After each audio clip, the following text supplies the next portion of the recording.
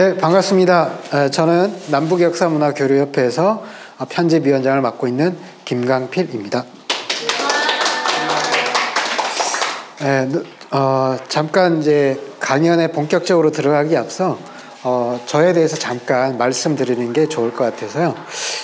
저는 전문적으로 역사를 전공한 사람은 아니고 지금도 이제 IT 기업에서 직장 생활을 하고 있습니다. 그러면서 틈틈이 남북역사문화교류협회에 계신 분들과 같이 역사 공부도 하고 이런 강연도 같이 조직하고 이런 활동을 벌이고 있습니다. 제가 이제까지 남북역사문화교류협회에서 공부했던 내용을 이제 바탕으로 해서 오늘 개화사상, 개화파, 그리고 갑신정변에 대해서 말씀드리도록 하겠습니다. 네, 지난 시간에 우리는 18세기, 19세기에 들어와서 우리나라의 자본주의적인 생산관계가 발생하고 발전해 왔다라고 하는 것을 아마 같이 이야기를 나눴을 겁니다. 그러면서 뭐 광산이라든지 그리고 여러 상업 분야에서 자본주의적인 그런 생산관계, 그러니까 자본가도 생겨나고 대상인도 생겨나고 이런 속에서 1860년대에 들어오면은 외세, 바로 서세 동정, 서양 세력이 동양을 침략해 들어오는 그런 본격적인 시대에 맞닥뜨리게 됩니다. 자, 이런 속에서 바로 그런 자본주의적 근대 사상을 싹 틔울 수 있는 그런 환경, 그런 물적 토대는 마련되어 있었습니다. 당시 우리나라에서. 그렇기 때문에 바로 그 당시에 우리나라에서도 근대적인 사상가가 등장하기 시작했는데 어느 계층에서 먼저 나오기 시작했냐면은 중인 계급, 중인 계층 사람들 속에서 나타나기 시작했습니다. 중인들 하면은 주로 이제 전문직에 종사하는 사람들이 많았어요. 대부분이었는데 주로 통역관이라든지 의사라든지 아니면은 천문 이런 기술직에, 사무 기술직에 실무적으로 종사하는 사람들이 대부분이었고요. 그런 직업적인 특성들 때문에 국내외 정세에 밝았고, 그리고 발전된 서양 문물과 지식을 습득하기에 유리했습니다. 그리고 양반하고 다르게 상업이나 수공업에 종사할 수 있었기 때문에 여기에서 수공업자라든지 아니면 대상인들이 출현해서 결국 자본가로 성장했던 거죠. 이런 사람들이. 그러면서 자연스럽게 이런 근대적인 사상을 가지게 되었습니다. 자, 그런 사람들 중에 대표적으로 가장 성각자들 속에는 오경석과 바로 유홍기라고 하는 사람이 있었는데요. 오경석은 이제 통역관이었습니다. 통역관으로 청나라에 드나들면서 청나라에 있는 문물뿐만 아니라 청나라에 들어와 있던 서양의 문물을 접할 수가 있었던 거죠. 그러면서 세계의 정세에 밝았고 그런 여러 가지 근대적인 사상이나 지식 그런 것들을 접하면서 근대 개혁을 해야 되겠다. 우리나라도 조선도 근대 개혁을 해야 되겠다. 특히나 남경조약이라든지 태평천국의 난이라든지 이런 것들을 중국의 그런 당시 어지러운 상황을 접하면서 이러다가는 근대 개혁을 빨리 하지 않으면은 우리나라도 조선도 무사치 못하겠다. 망하고야 말겠구나. 이런 위기의식까지 느끼게 되었던 것입니다. 그리고 유용기라고 하는 사람은 이제 의사였는데요. 실학파 사상을 가지기도 했고, 그러면서 오경석과 교제를 하면서 오경석이 들고 들어왔던 여러 가지 서적들을 탐독하기 시작했습니다. 그러면서 낙후한 봉건 제도를 타파하고 근대 개혁으로 하루빨리 나아가야 되겠다. 이런 근대 개혁 사상을 갖게 되었던 것이죠. 자, 다음으로는 양반 지식인층에서 선각자적인 인물이 나왔는데요. 바로 박규수라고 하는 사람인데, 이 사람은 누구냐면은 바로 연암 박지원의 친손자입니다. 그래서 실학 사상을 가진 사람이었고요. 그리고 그 청나라의 그 사신으로 왕래를 하면서 1860년대에 영국 프랑스 연합군이 베이징을 점령했을 당시에 열화로 피신해왔던 청나라의 조정과 이제 접하면서 그런 과정에서 서구 문명의 그러한 그 선진 문물 그런 것들을 접할 수 있었고, 그리고 강력한 군사력 그런 것에 대한 어떤 각성 이런 것들이 일어나게 된 계기를 맞이하게 됩니다. 그래서 그 외국 자본주의, 제국주의 열강들의 침략에 조선이 대비하지 않으면 안 되겠다라고 하는 그런 위기의식을 느끼게 됐고, 특히나 1866년에 무슨 일이 있었죠? 제너럴 셔먼호 대동강에 이제 침입해 들어온 사건이 있었잖아요. 바로 이때에 평양 감사로 관찰사죠. 평양 관찰사로 있었습니다. 그러면서 직접 바로 제국주의 열강의 침탈을 직접 목격했던 사람이기도 하죠. 그래서 하루빨리 이 개화를 해서 나가지 않으면은 이게 큰일 나겠구나라고 하는 그래서 바로 박규수의 그러한 이 근대 개혁으로 나가려고 하는 그런 사상과 함께 바로 그 연암 박지원의 친손자로서 실학파의 거두이기도 했거든요. 그러면서 개화파에게 실학 사상을 전파한 그런 인물이기도 합니다. 자, 이렇게 오경석, 유홍기, 박규수가 서로 결합합니다.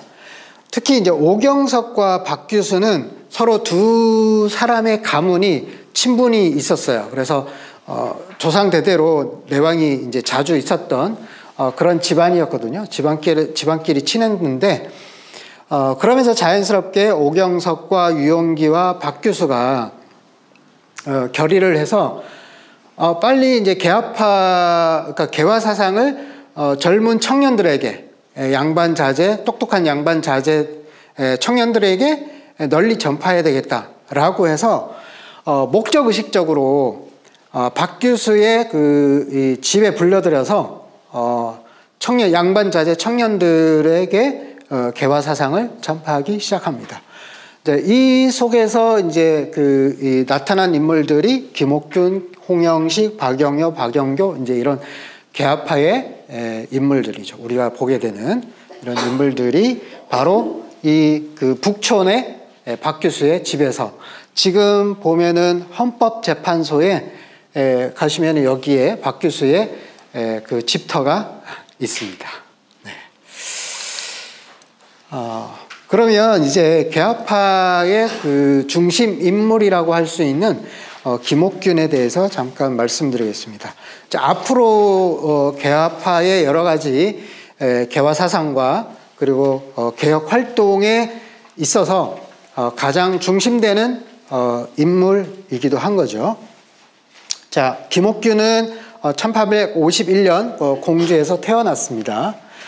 그리고 굉장히 뛰어나죠. 천재라고 할 수 있죠. 천재라고 할 수 있고, 그리고 특히나 1872년에 문과에 장원급제하면서 이제 관료로 진출하게 되는데, 이게 1872년이면은 개화파가 조직을 결성해서 개화당이라고 하는 정치 세력화가 된 시기라고 볼 수가 있거든요.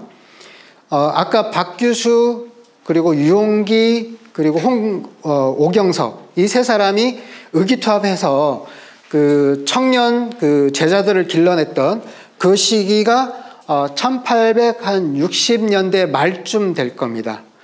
그때쯤부터 이제 개화파 청년들을 길러내기 시작하면서 조직화를 하는데요. 바로 1870년대 초가 되면은 개화당이 이미 조직적으로 이미 꾸려져 있어서 나중에 말씀드리겠지만은 김옥균이 갑신정변을 일으키고 나서 망명의 길에 오른 다음에 1885년경에 그 갑신정변에 대한 기록을 남깁니다. 그 갑신일록인데요. 갑신일록에 따르면은 회고하면서 자기가 지금으로부터 10년 전에 이미 개화당, 그러니까 우리 당이 이미 결성돼 있었다라고 하는 이야기 대목이 나옵니다. 그런 걸로 미뤄봤을 때 1872년경이면은 이미 개화파의 정치 세력화, 정치 조직이 이미 마련된 상태였다. 그때 이 무렵에 문과에 급제해서 관료에 진출하고 특히나 홍문관 교리, 사관원 정원, 승정원의 우부승지 이거 요직이거든요. 여기에 척척척 올라갈 수 있었던 거는 바로 박규수가 끌어졌기 때문에 가능한 거죠. 그래서 이거는 목적의식적으로 근대 개혁을 이루기 위한 개화당의 어떤 조직적인 그런 이제 활동의 그런 모습으로 볼 수 있겠다라고 보시면 될 것 같습니다. 자, 그러면 개화당의 주요 인물들 이미 익히 알고 있는 우리가 박영효, 홍영식, 서강범, 서jel필 등등의 많은 사람들이 있지만 이 개화당과 다르게 개화당이라고 하면은 주로는 관리에 진출한 그런 특히 이제 양반이죠. 양반 지식인 개화파를 지칭하는 말이기도 하고 그리고 개화당이라고 하는 그 정치 조직을 의미하기도 하는 거라고 이해해 볼 수 있겠습니다. 그런 것과 다르게 충의계라고 해서 여러 계급 계층을 망라한 개화파의 비밀 결사체를 조직을 했습니다. 개화파가. 그러면서 여기에는 승려, 궁려, 내시, 군인, 상인, 천민, 그러니까 간의 노비들까지도 망라된, 그러니까 근대 개혁을 이루기 위한 정치적인 결사체, 그게 바로 충의계라고 하는 것을 조직하기에 이르게 됩니다. 언제? 1870년대 초에. 네, 이렇게 했고요. 자, 이렇게 처음에 출발은 세 사람의 이를테면 도원결의로부터 시작을 해서 청년층으로 개화 사상을 전파해 나가고, 그러면서 청년층을 중심으로 해서 개화당이 조직되고, 그 핵심에는 충의계라고 하는 비밀 결사체까지 마련된 그런 어떤 말하자면은 근대 혁명, 근대 개혁을 추진하는 기관차가 마련된 셈이거든요.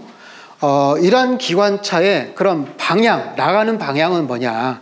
그 방향이 바로 개화 사상이라고 할 수 있는데, 그 개화 사상의 이념적 밑바탕에는 뭐가 있느냐? 크게 세 가지가 있습니다. 하나는 실학, 그러니까 박규수가 전파했던 실학 사상, 실사구시, 과학기술을 중심으로 하는 발전, 사회 발전을 이룩하자라고 하는 실학 사상이 밑바탕에 깔려 있고요.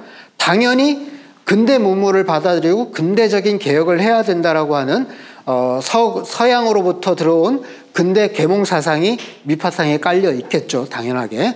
그다음 세 번째로는 바로 박규수, 유홍기 그리고 오경석 이 세 사람이 도원결의했을 그 무렵에는 이미 우리나라는 서양의 침략 세력으로부터 이미 제너럴 서머너 사건이라든지 병인 양요라든지 이런 와중에 있었기 때문에 외세의 침탈에 대항하는 그런 어떤 사상적인 기반이 싹트게 되는 것이고, 바로 그것이 이 개화 사상의 한 축을 형성하는 그런 밑바탕이 되었다라고 하는 것이죠.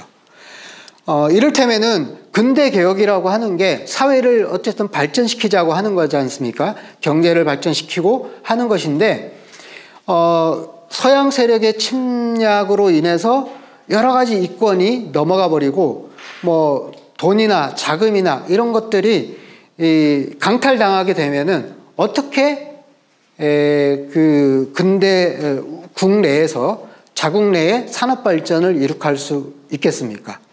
그러니까 반외세 자주적인 개혁을 하는 그 추동력과 그리고 근대적인 국내 개혁을 하는 것은 서로 상보적인, 그러니까 어느 하나가 잘못돼서 뭔가 외세의 침탈에 놓이게 되면은 국내의 발전도 사회 발전도 더디게 되고, 국내 사회 발전이 더딤으로 인해서 외세의 침탈에 허약하게 되는, 그래서 반외세 자주와 그리고 근대적인 국내 개혁은 서로 쌍두마차로서 서로 상보적인 관계에 놓이게 된 것이다. 그래서 개화파의 이념적인 이 배경의 큰 축을 차지하는 것이다, 이렇게 볼 수 있을 것 같습니다.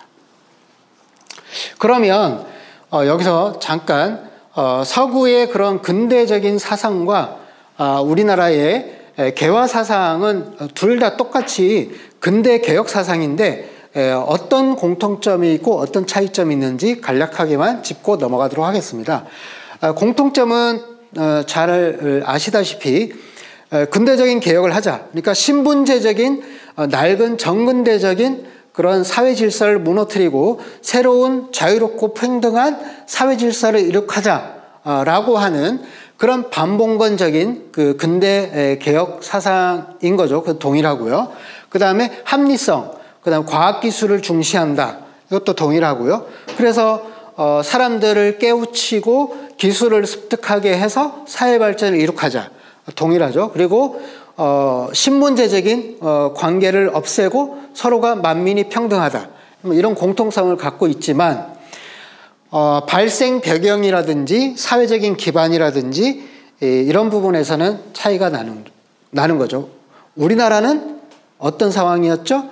자본주의적인 그런 관계가 발전하려고 하는 찰나에 외세의 침탈에 맞닥뜨리게 되는 반외세 자주의 그런 과제를 함께 껴안고 있는 그런 점에서 이제 다른 부분이 있고, 또 하나는 그렇게 그 근대적인 그 자본주의의 어떤 관계가 사회 발전이 이 외세의 침략에 맞닥뜨리게 되면서 이게 가속도가 붙지 않다 보니까 그 대중적인 근대 사회의 대중적인, 그러니까 시민 계급이 형성이 잘 안 돼 있었어요. 그러니까 서구에서는 도시가 발달하고 자본주의가 계속 이제 발전하면서 자본이 축적되고 자본가가 생겨나고, 그러면서 도시가 형성되고 그 도시에 시민 계급이 자연스럽게 형성되면서 거기에서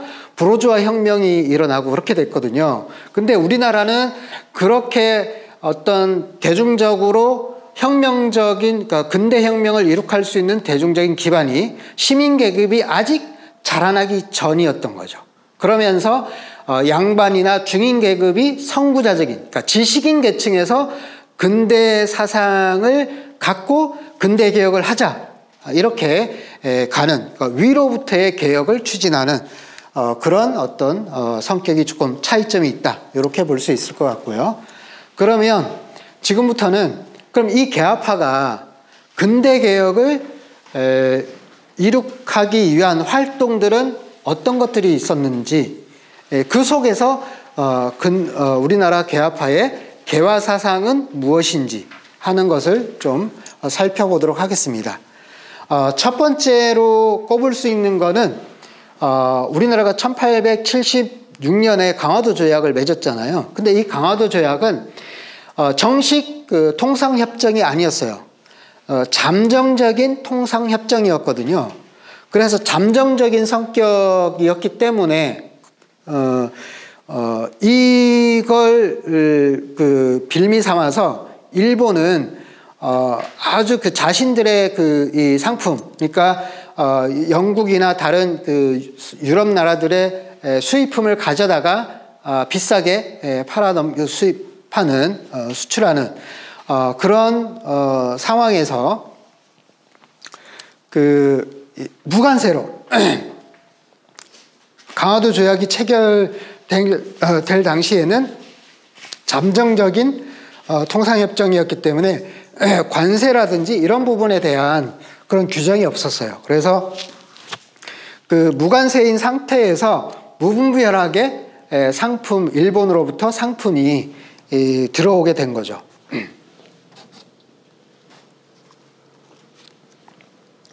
그래서 개화파가 제일 처음 했던 일이 바로 무관세를 철폐하고 관세를 매기는 그런 작업을 진행을 했습니다. 개화파가 본격적으로 나서기 전에 이미 우리나라 관리들이 부산에 세관을 설치해서 관세를 거두고 있었어요.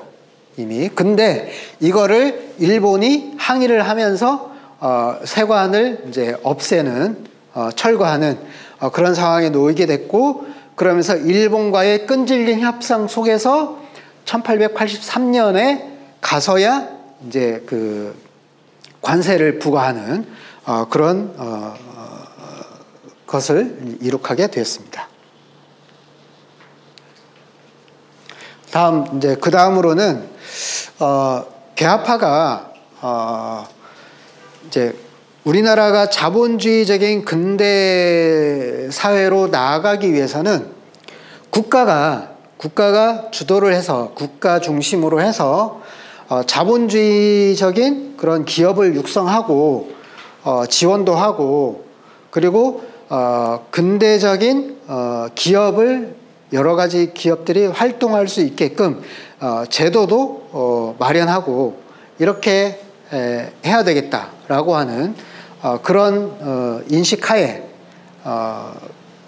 여러 가지 봉건적인 그런 제도를 타파하고 근대적인 제도를 수립하는 길로 나갔는데요. 가장 먼저 했던 게 국가 재정을 일원화하는 것이었습니다. 근데 왜 그런가 하면은 이 국가의 여러 관직들이 여러 이제 기구죠. 여러 기구들이 난립하고 있었거든요. 여러 기구들이 난립한 이유가 양반 관리들이 자신들의 자신들의 직을 계속 늘릴 필요가 있는 거잖아요. 그래서 여러 가지 기구들을, 관직들을 만들어낸 거예요. 그러면서 막 무분별하게 기구들이 만들어지고 거기에 이제 자리들이 막 생겨나는 거죠. 그리고 이제 그 자리들에 대해서 이제 매간매직을 하고 하는 상황이었는데, 그런 상황이었고, 또 하나는 그 왕실의 재정과 그다음에 국가의 재정이 이게 좀 무분별했어요. 구분이 잘 안 가서 국가의 재정이 왕실 재정으로 흘러 들어가는 그런 상황도 많이 일어나기도 했습니다. 그래서 많이 뭐라 그러죠? 착복이라고 하나요? 그러니까 도용하는 그런 일들도 비제했는데, 그래서 이 국가 재정을 일원화해서 여러 가지 이제 그 재정을 관할하는 그런 기구를 하나로 통합시키고, 그리고 왕실의 어떤 이 재정의 낭비를 막고 억제하고, 그래서 단일 재정 관리 체계를 수립을 하자. 그래서 그렇게 국가 재정을 마련하고 그 재정을 바로 어디에 자본주의 기업 육성하는 데 쓰자. 이런 개혁이었습니다. 이제 그러면서 이 전환국을 설치를 하게 되는데요. 전환국이라고 하는 거는 그 화폐를 주조하는 이제 기관입니다. 당시에 우리나라가 화폐를 그 국가기관에서 주조하기도 하지만은 사적으로 개인이 화폐를 막 찍어내는, 그러니까 동전을 막 찍어내기도 했었어요. 자, 그러면서 뭐 당백전이니 당오전이니 당십전이니라고 하는 것들이 이제 발행되는 상황이기도 하는데, 뭐 당백전 하면은 경복궁 중전하면서 대원군이 발행했던 거거든요. 동전이었는데, 당백전, 당십전, 당오전 하면은 이게 뭐냐면은 상평통보 아시죠? 상평통보가 그나마 우리나라에서 당시 17세기 이후에 그나마 그 화폐가 어느 정도 신뢰를 갖고 안정적으로 유통했던 게 상평통보거든요. 그러니까 상평통보에 비해서 100배의 가치를 갖는 것, 그게 당백전. 그 다음에 10배의 가치를 갖는 게 당십전. 뭐 5배라 그러면은 당오전. 그러니까 고액 화폐를 발행한 거죠. 우리나라가 뭐 10,000건이면 50,000건 뭐 이렇게 있듯이 그런 겁니다. 근데 이런 것들을 개인이 막 찍어내서 막 유통시킬 수도 있었어요. 그러다 보니까 이게 화폐에 대한 신뢰도가 떨어지고, 특히나 이 화폐라고 하는 거는 그 신뢰가 중요하거든요. 화폐가 통용되기 위해서는 신뢰가 중요한데, 그 신뢰라고 하는 건 어떻게 쌓이느냐, 이게 화폐가 실질 가치가 있고, 그 다음에 이 명목 가치, 그러니까 액면가가 있어요. 액면가가 있고 실제 가격이 있어요. 그러니까 만약에 그 상평통보다 그러면은 구리로 만들었거든요. 그러면 그 상평통보를 녹이면은 구리가 나오잖아요. 그러면 그 구리의 실질적인 가치, 그것과 그다음 이 화폐, 그러니까 이 그 상평통보를 얼마로 유통하자라고 하는 그거는 이제 액면가. 그 차이가 나면 날수록 이게 그 화폐의 신뢰도가 떨어지겠죠. 이게 화폐라고 하는 게 물물 교환을 대신해서 실물 화폐 대신에 이제 거래를 하는 건데, 이 화폐를 자기가 받았을 때 이게 실물로 바꿨을 때 그만한 가치가 있어야 되잖아요. 자기가 이제 액면가로 이제 거래했던 거에 거의 이제 유사하게 그 가치가 나와야 되는데, 그 실질 가치에 비해서 너무나 높은 액면가로 이게 유통이 되다 보니까 화폐에 대한 신뢰도가 떨어지고 인플레이션이 발생하는 그런 문제가 생기는 거죠. 이제 그래서 그런 것들을 없애기 위해서 전환국을 설치를 한 겁니다. 그래서 사적으로 화폐를 주저하지 못하고 국가가 일원화해서 관리를 하자라고 하는 것인데, 이런 것들을 했음에도 불구하고 이 전환국에 누가 들어갔느냐? 바로 민태호 등등 민가 세력이 또 차지를 해버렸습니다. 그러면서 개혁은 좌절되는 그런 상황에 놓이게 됩니다. 그리고 뭐 또 다른 한 측면에서는 근대적인 통신 체계, 통신이라고 하는 게 사회가 발전하고 근대적인 개혁을 이룩하게 되면 될수록 그 효용 가치는 높잖아요. 예전에 뭐 봉수를 피워가지고 막 서로 간에 정보를 교환하고 할 수는 없잖아요.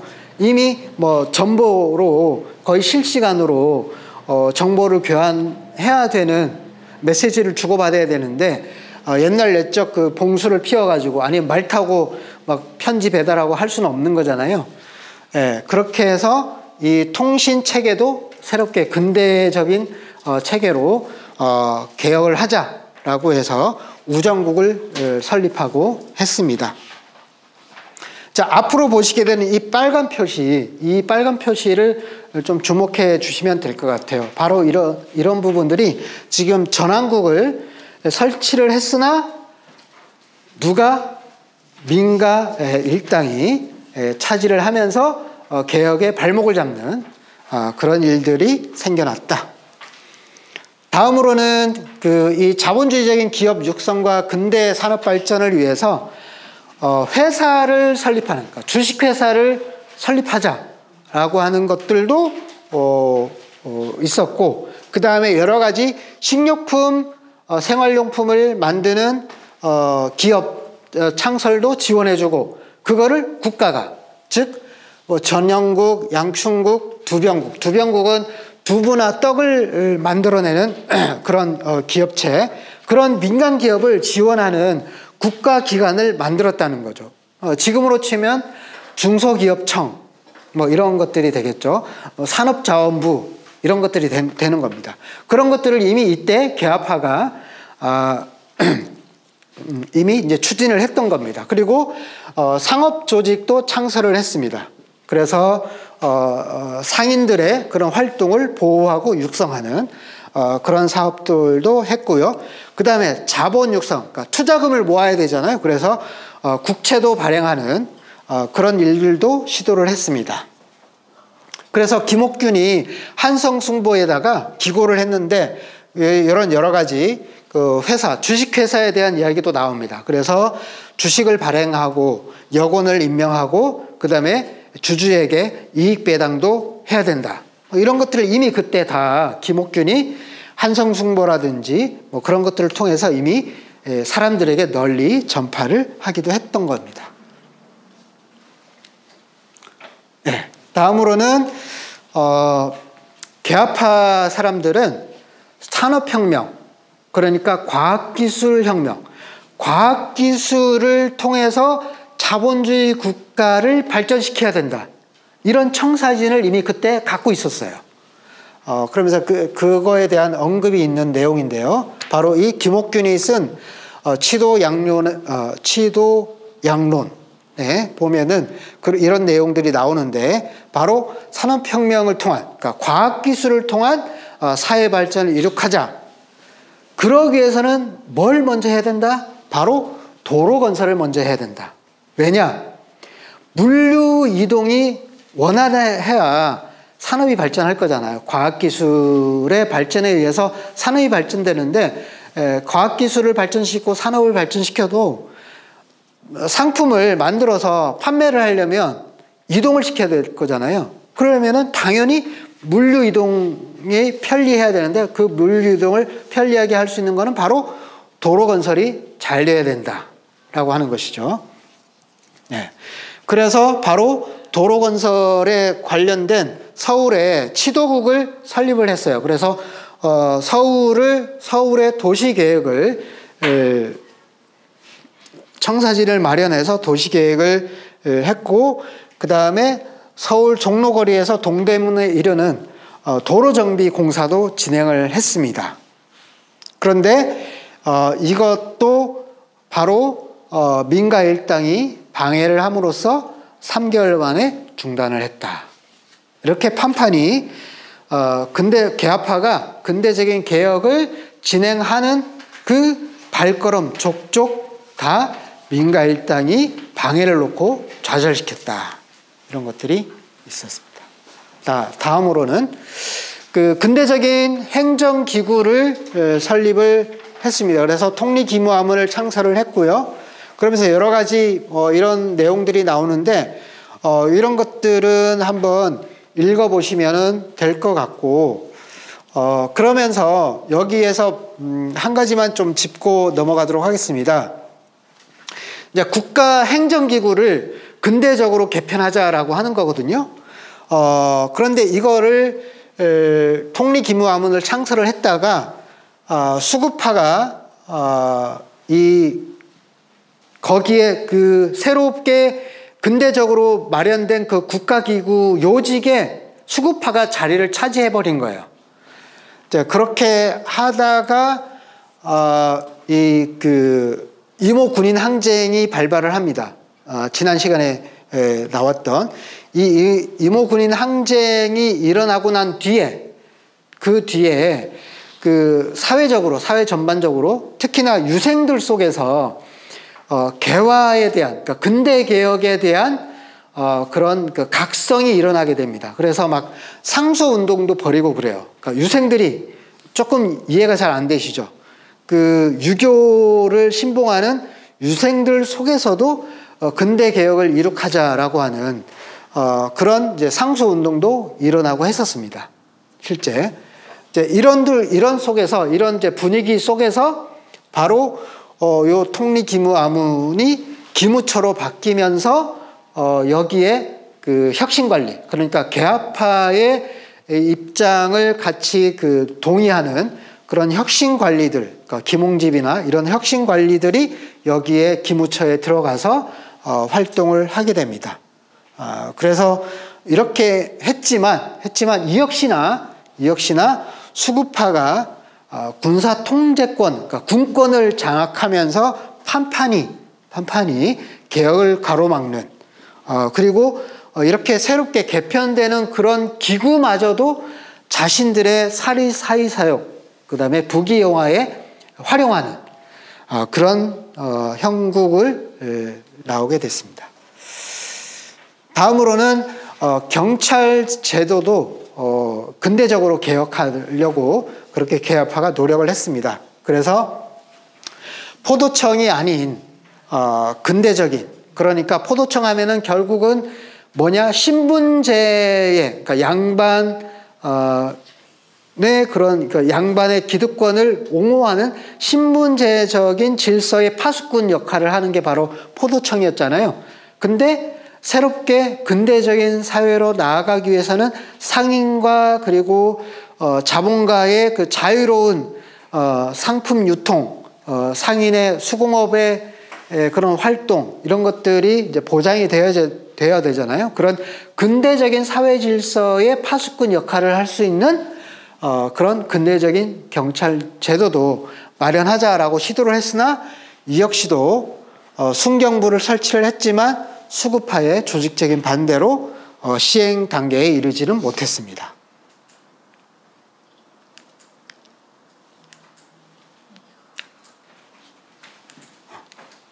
네. 그 다음에 그 근대적인 군대 양성과 그리고 무기 제작도 진행을 하자라고 하면서 국방력 강화에 박차를 가했습니다. 개화파 세력이요. 그러면서 그 근대적인 군사 기술 기반의 군사 체제를 전환하려고 그렇게 시도를 했습니다. 그래서 오군영을 폐지를 하고 그다음에 두 개의 무의영과 장어영 두 개의 영으로 통합을 하고, 그다음에 별기군이라고 하는 근대식 군사 조직을 마련하고 근대식으로 군사 훈련도 진행하고 했습니다.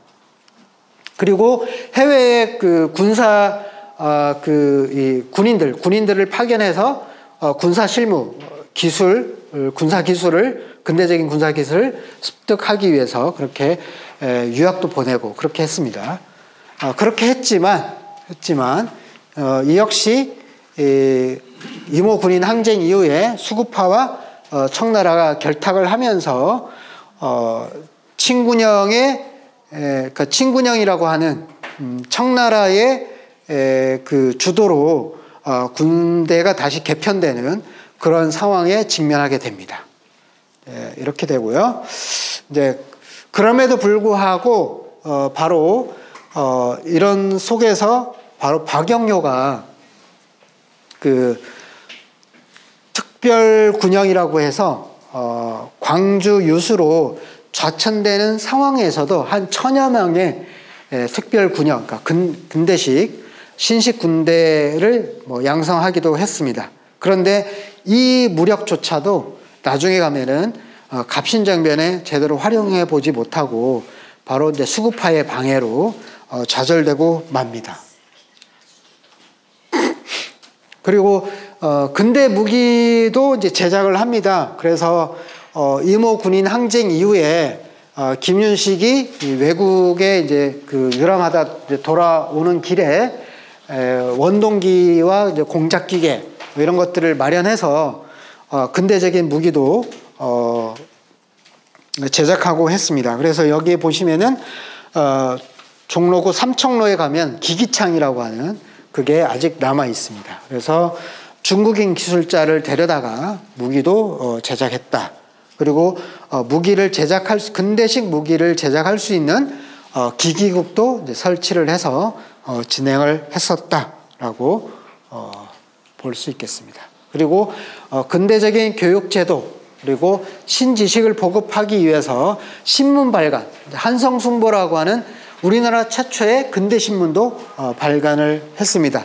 이 근대신문인 그 한성순보를 통해서 김옥균이나 이런 개화파 지식인들이 개화 사상을 널리 이제 전파하는 그런 이제 수단으로 삼기도 했습니다. 자, 이렇게 개화파가 그러한 그 근대적인 개혁을 이루기 위한, 보시면은 이제까지 본 내용으로 봤을 때 뭐 국가 기구를 개편하는 것부터 시작해서 뭐 상인들의 조직을, 근대적인 상인들의 조직을 지원하는 그런 거에 이르기까지 여러 가지, 그러니까 어떻게 보면 종합적으로 근대 사회로 나가기 위한 청사진을 그려서 근대 개혁을 추진했으나 그 속에 판판이 다 민가 일당의 수구파의 그런 방해 공작이 있었던 것이죠. 자, 이것들이 1880년대 이후에 1882년 이모 군인 항쟁 이후에 더 이게 첨예해집니다. 그래서 1884년 이제 바로 갑신정변이 일어나기 직전까지 이게 아주 첨예해지게 되는데 그 내용을 좀 보도록 하겠습니다. 먼저 왜 그러면 개화파는 바로 이 갑신정변이라고 하는 그 정변, 바로 쿠데타잖아요. 그러니까 물리력을 동원해서, 평화적인 방법이 아닌 물리력을 동원해서 개혁을, 근대 개혁을 이룩하려고 했는지, 그 내용을 살펴보도록 하겠습니다. 먼저 그 수구파와 청나라가 결탁을 해서 여러 가지 방해 공작을 펼쳤었습니다. 이제 그것들은 앞서 근대 개혁에 대한 내용을 보면서 좀 말씀드린 내용이고요. 그래서 뭐 이런 부분들은 다 앞에서 나왔던 얘기이기 때문에 넘어가도록 하겠습니다.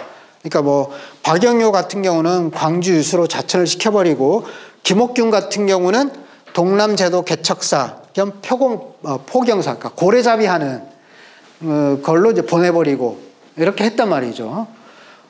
이런 식으로 판판이 방해 공작을 놓았던 부분이고, 특히나 앞에서 언급했던 그 화폐제도 개혁, 그리고 국가 재정을 마련하는, 그러니까 근대 개혁을 이룩하기 위한 국가 재정을 마련하기 위한 요 사안에서 수구파와 그리고 개화파 사이에 아주 첨예한 대립이 일어나게 되는데요. 이것도 앞에서 이제 말씀드린 내용에 약간의 반복은 있을 것 같습니다. 그러니까 재정 일원화를 해서 개화파는 근대 개혁을 위한 자금을, 국가 재정을 마련하자 이거잖아요. 근데 수구파는 어떻게 해요? 자신들의 사의사욕, 부귀영화를 위해서 그것들을 판판히 방해해 나갔죠. 바로 앞서 말씀드린 당오전, 당십전이라고 하는 이 화폐를 사적으로 남발하면서 굉장히 이제 문란해지기 했죠. 이러면서 그러면 개화파는 어떤 출구를 찾았을까요? 혹시 아시는 분? 이렇게 어쨌든 근대 개혁을 이룩하려면 돈이 필요하죠. 막대한 국가 재정이 확충이 마련이 돼야 됩니다. 그러면 국가 재정을 마련하기 위해서 재정 일원화를 하기 위해서 전환국도 설치하고 화폐 주조도 국가가 장악해서 하려고 했습니다. 근데 그 길이 가로막혔어요.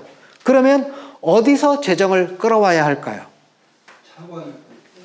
네, 바로 차관을 들여오는 것으로 출로를 찾았습니다. 개화파는. 그래서 그 일본과 이제 교섭을 하면서 차관을 끌어들이기 위한 노력을 했는데, 이 역시도 청나라의 재전 고문으로 와 있던 밀렌도르프라고 하는 독일 사람이 있었습니다. 이 사람이 방해 공작을 놓는데요. 그 일본 주재 그 공사 그 다케조에게 김옥균이 이제 일본을 갔어요. 일본을 가서 고종의 신임장을 그러니까 위임장을 받아서 이제 차관을 얻기 위해서 갔는데 일본에다가 뭐라고 하느냐, 이 밀렌도르프가 그 위임장 그 위조문서다, 요렇게 이제 그 하라고 이제 전달을 한 거예요. 그렇게 공작을 펼친 거죠. 그러면서 일본 외무성, 그러니까 일본 외무경에서 이노우에가 이를 핑계 삼아서 차관을 거절합니다. 이렇게 되면서 김옥균이 이제 일본으로부터 차관을 도입해서 근대 개혁을 이룩하려고 했던 그 시도도 좌절되게 된 거죠.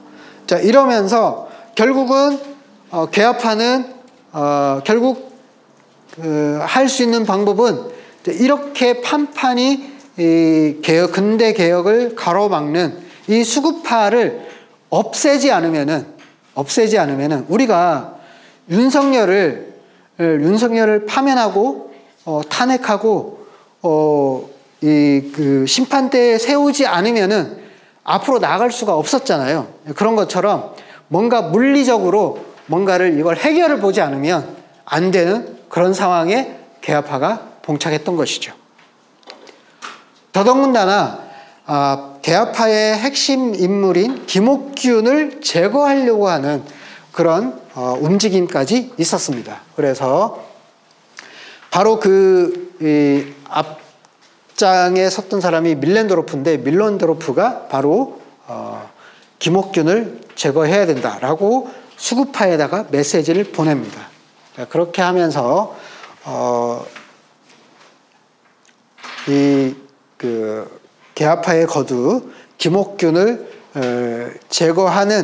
제거하려고 하는 그 낌새를 개합파가 이제 알아챈 거죠.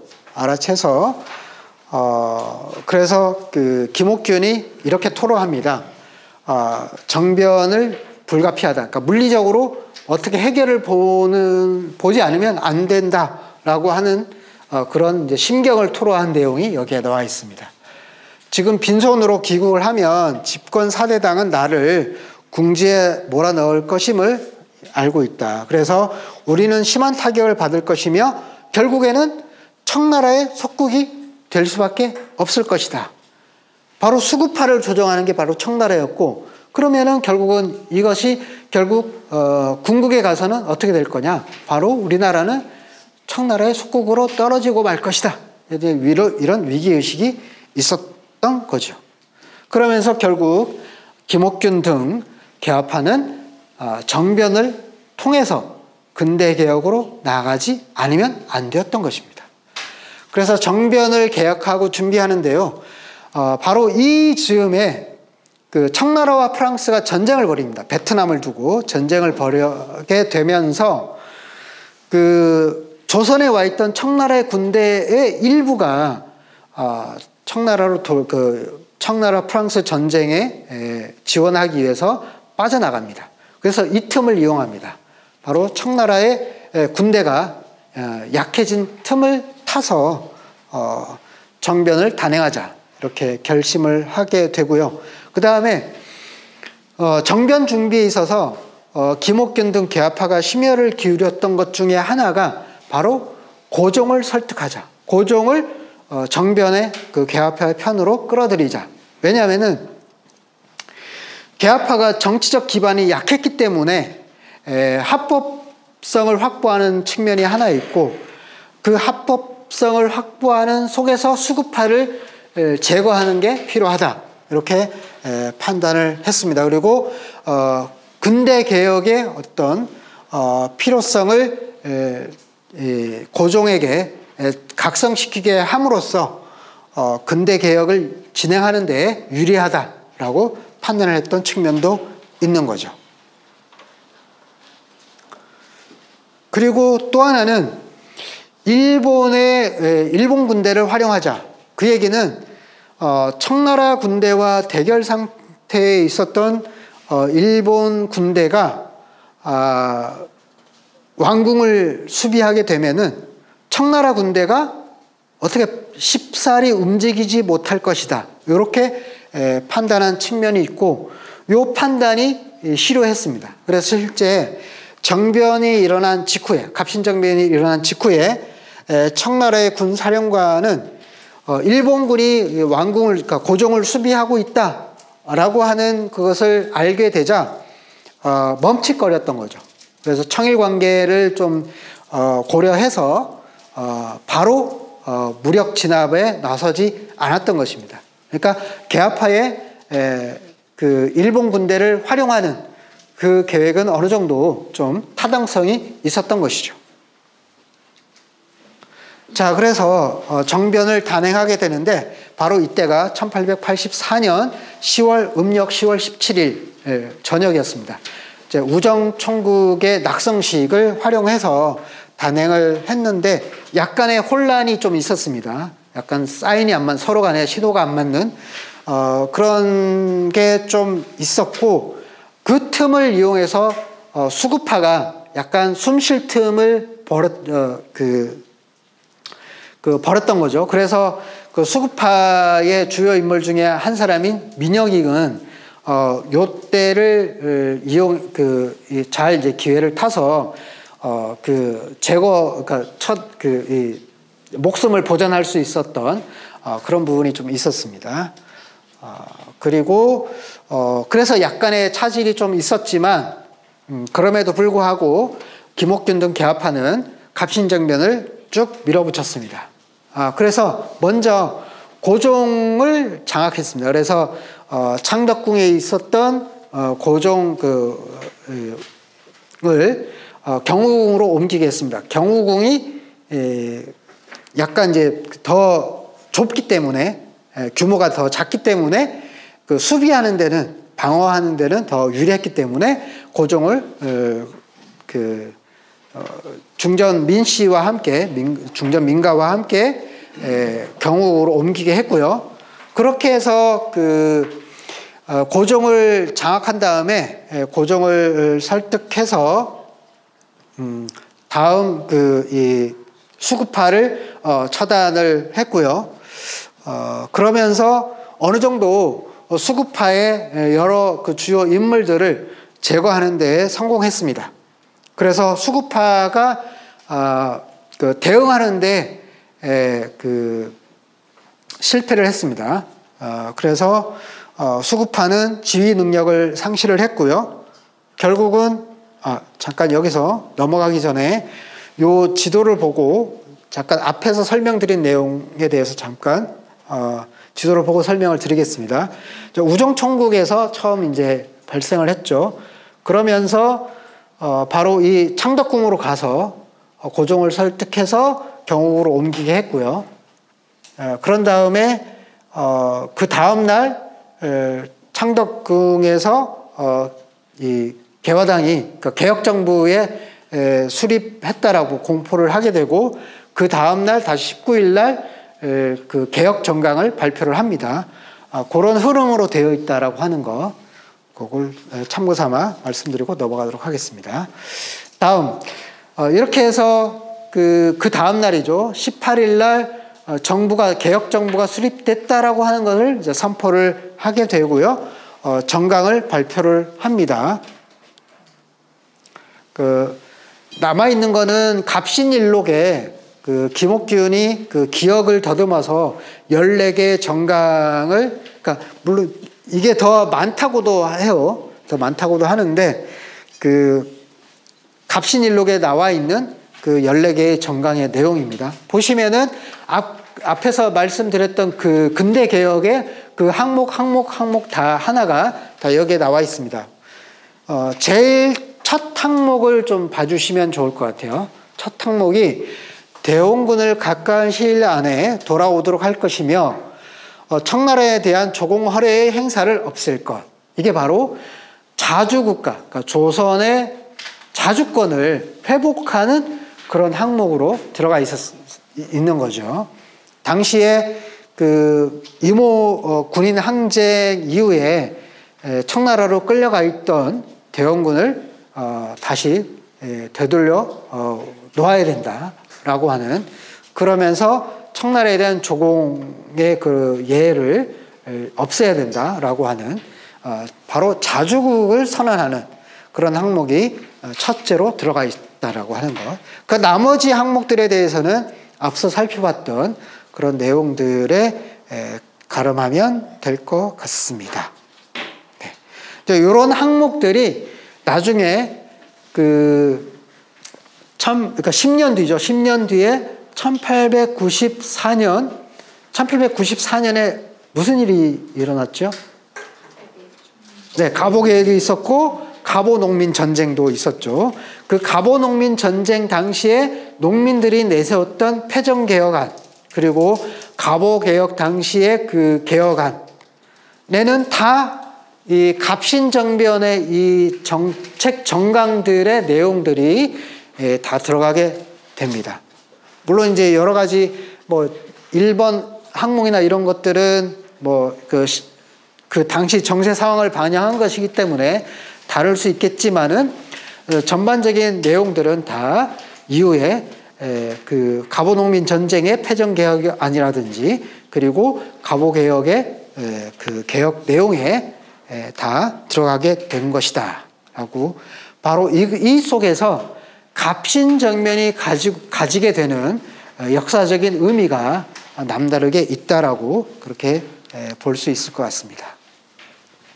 자, 거의 이제 마지막인데요.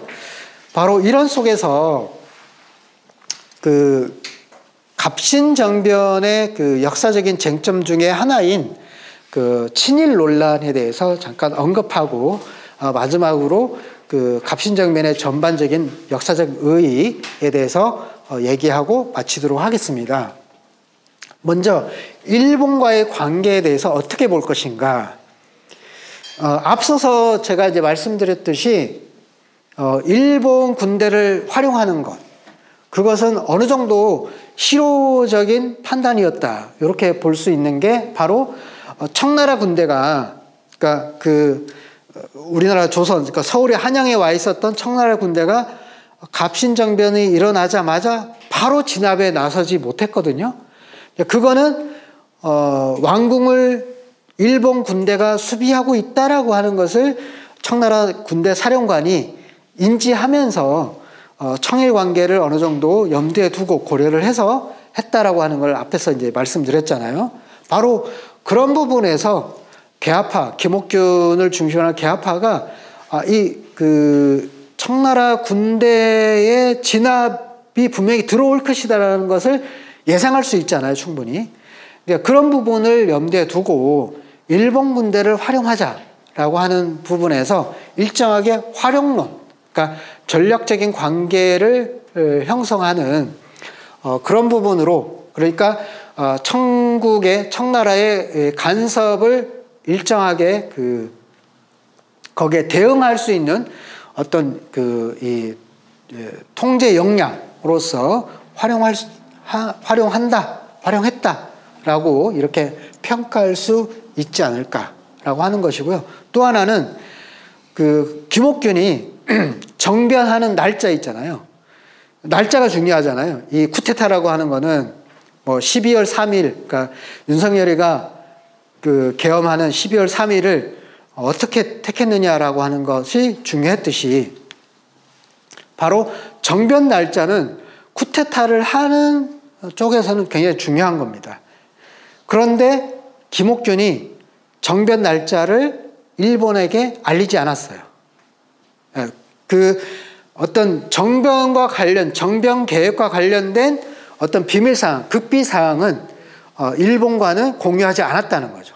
그 얘기는 일본과 함께 정변을 계획하고 정변을 함께 한 게 아니라 정변은 개화파가 독자적으로 실행을 했고 거기에 일본은 일본군을 활용했다라고 하는 것이 논리적으로 성립 가능한 거죠.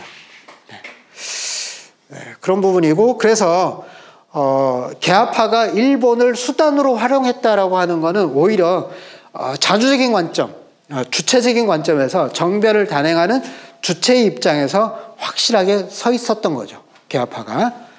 그렇게 볼 수 있고, 다음으로는 친일파라고 규정하는 게 과연 맞는 건지, 역사적 사실에 부합하는 건지, 그러니까 팩트 체크를 해보자 이거죠.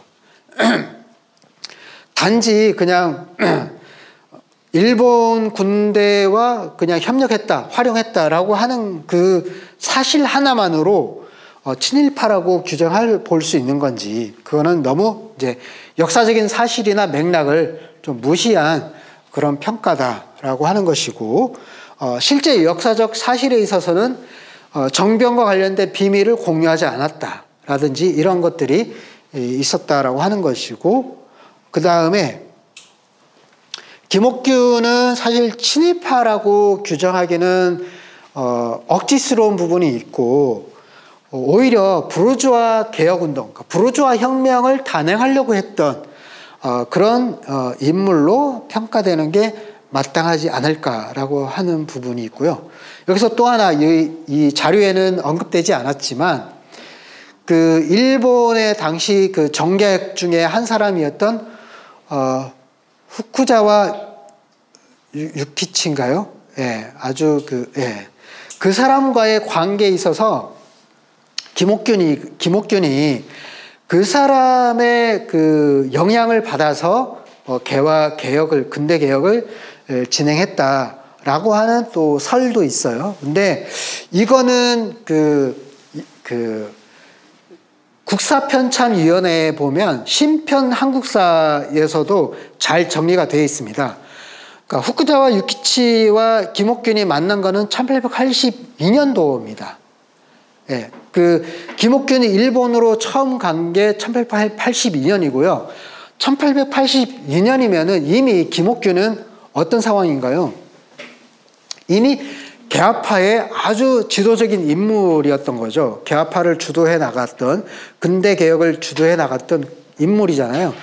그런 인물이 일본에 가서 일본의 그 정객에 뭔가 사사를 받는다? 뭔가 가르침을 받는다라고 하는 거는 좀 말이 안 맞는 거죠. 예. 그래서 이미 김옥균은 1870년대 초 이후부터 이미 개화당 충의계의 중심 인물이었고, 그러는 거의 10년 지난 1882년 무렵에는 이미 넘볼 수 없는 그 경지에 이르는 지도급 인물이었다. 그런 인물이 후쿠자와 유키치라고 하는 그 지식인의 어떤 개인 지식인의 어떤 사사를 받는다라고 하는 거는 말이 안 맞는다라고 하는 거고요. 자, 마지막으로 이제 그 갑신정변의 역사적 의의에 대해서 얘기하고 오늘 강연을 마칠까 합니다. 갑신정변이 실패로 돌아갈 수밖에 없었던 이유에는 바로 수구파 처단에 있어서 약간의 미비한 부분이 좀 있었다. 이 부분이 하나 있을 수 있고요. 민영익을 비롯해서 수구파를 완전히 제압하고 제거하고 하는 데에 조금 어려움이 있었던 부분이 하나 있습니다. 가장 중요한 것은 바로 청나라 군대가 직접 개입함으로써 갑신정변을 막을 내리게 되었던 거죠. 그럼에도 불구하고 갑신정변은 단지 김옥균 등 개화파 몇몇 인물이 정권을 내가 차지하겠다, 사리사욕으로 정권을 차지하겠다, 이 목적에서 한 게 아니라 근대 개혁이 판판히 방해를 받고 좌절을 겪으면서 정변의 방법이 아니면은 근대 개혁을 할 수 없는 그런 상황에서 불가피하게 근대 개혁을 목적으로 하는 정변이었다라고 하는 것에 한 가지 의의가 있고, 그래서 여러 가지 방해에도 불구하고 우리나라의 자체의 힘으로 근대 개혁을 이룩하자라고 하는 그런 근대 발전의 길을 열어놓았다. 그래서 나중에 10년 뒤에 그 패정개혁안과 그다음에 가호개혁으로 이어지게 되었다. 더 나아가서는 민권운동이나 그리고 만민공동회의와 같은 그런 근대적인 대중운동에 영향을 미치는 그러한 정변이었다. 역사적 사건이었다. 이렇게 정리할 수 있겠습니다. 자, 이상으로 마치겠습니다.